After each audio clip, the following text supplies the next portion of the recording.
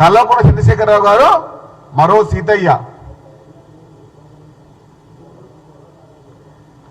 అసెంబ్లీకి రాకుండా 18 నెలల నుంచి కేవలం ఒకటోసారి 2 సార్లు తెలిసి రెండు సార్లు అంతే వచ్చి ప్రజల సొమ్ము 49,50,000 రూపాయలు. నిన్ననే అయిన వచ్చి క్రెడిట్, ఎందుకంటే నాకు కూడా డబ్బులు వచ్చాయి కాబట్టి నాకు శాలరీ. నిన్ననే ఆయన అకౌంట్లకు క్రియేట్ అయినాయి అనుకుంటా. 18 నెలల నుంచి ఒక్క రోజుకి ఆయనకు 49,50,000 వచ్చినాయి. ప్రపంచంలో ఏ ఎమ్మెల్యేకు ఉండకపోవచ్చు అట్లా. ప్రపంచంలో ఏ పార్లమెంట్ సభ్యునికి ఏ ఎమ్మెల్యేకి ఉండకపోవచ్చు. ఒక్క రోజుకి 49,50,000 రూపాయలు. కల్వకుంట్ల చంద్రశేఖరరావు గారు కేవలం ఒక్కటే రోజు వచ్చి 49,50,000 రూపాయలు తీసుకున్నారు. కాబట్టి మీరు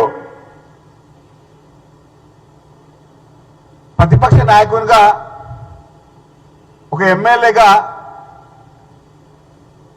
మీ పార్టీ వాళ్ళకు ఏం చెప్తా చెప్పండి మీరేగా.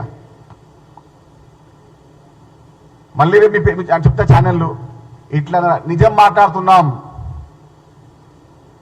ప్రజలకు తెలియజేస్తున్నాం, తెలంగాణ రాష్ట్రంలో ప్రతిపక్షం అనేది లేదు.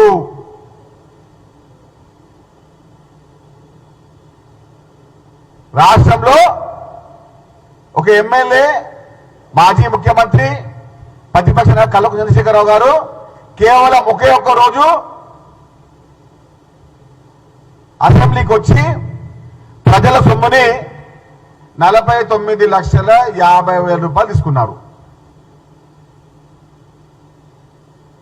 ఇది నిజమా కాదా మీరే చెప్పండి.